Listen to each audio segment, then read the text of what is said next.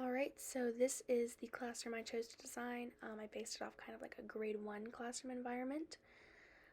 So let's get started.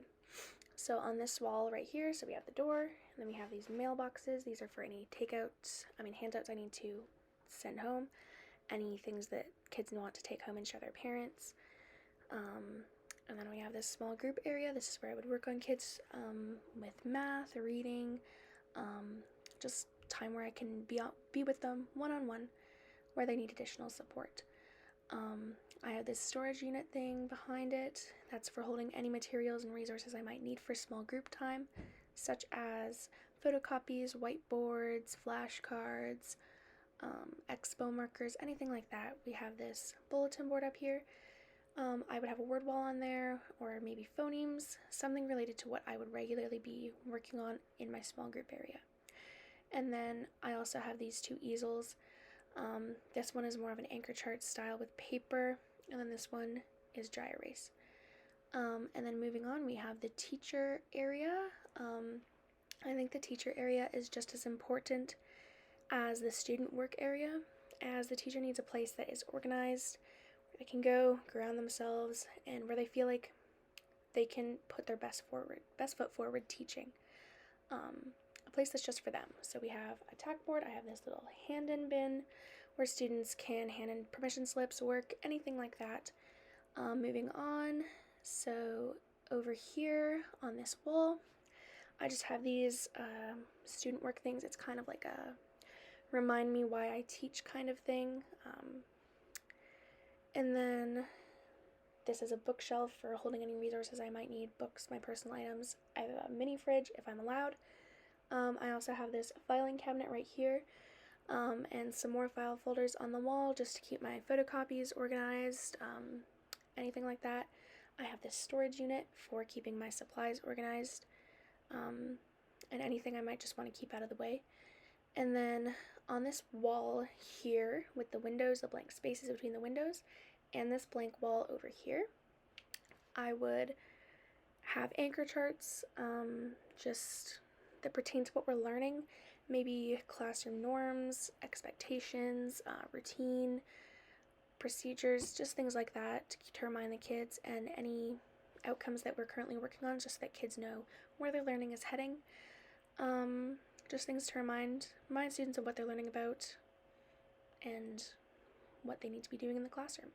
And then we have the student area. This is where students are working and learning at their desks. I split their desks into pods of 4. I decided to choose desks over tables as kids like to have their own space.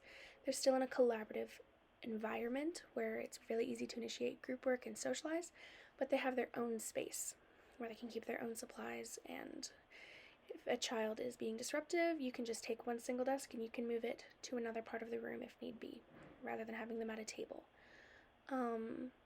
So yeah, that's really great. And then we're gonna move on to the front of the room. So over here, we have these blue bins up here. These are reading bins. So you typically see this a lot in elementary school classrooms. So students would go either just to their own classroom library or to the whole school library, and they would pick out about 5 or so books that they are interested in and that are at their level. They put them in their book bins, and then during independent reading or shared reading, or if students finish what they're supposed to be doing early and then they need something to keep them occupied, they can go grab those book bins and they can go settle down somewhere at their desk at another part in the classroom where they have reading materials that they are interested in, and that they chose that they can read. Next, we have this storage unit. This one is meant for student supplies, so clipboards for maybe if students don't want to work at their desk, they want to go work somewhere else in the classroom, but they still need a hard surface to work on. Maybe whiteboards, student folders, just things you don't want cluttering up a child's desk, because kids are messy and we want to keep the classroom as functional as possible for them. So we want to minimize what we're storing in their desks. We also have these 2 wobble stools for kids who maybe need something to help them focus. They need to move around a little when they're sitting. So we have wobble stools, we have a whiteboard, we have this student kind of story time area. Got these 2 bulletin boards that I would regularly have like work, student work, anything pertaining to what we're learning. We have the carpet, we have the rocking chair. I have this little book stand beside the chair. This would be like, these could be rotated throughout the school year, the storybooks in this book stand, just based on what we're learning about, maybe holidays, anything, stories that are relevant to what we're learning and what is going on in real life for the kids. And then we have this library, student library area. So this first area, this can be for student work. They can come work here rather than their desk, or they can read here. There's bookshelves for them to choose book. And then over here we have a tent. Kids can come in here to calm down, or they can come in here and read, do partner work, whatever they want. We have a couple of beanbag chairs that kids can sit in. We have a nice cozy rug. We have this tent chair. The kids can come right inside it. There's a nice cushion.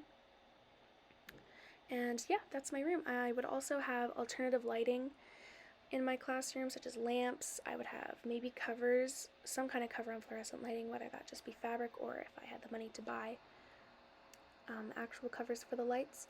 But yeah, that is my classroom.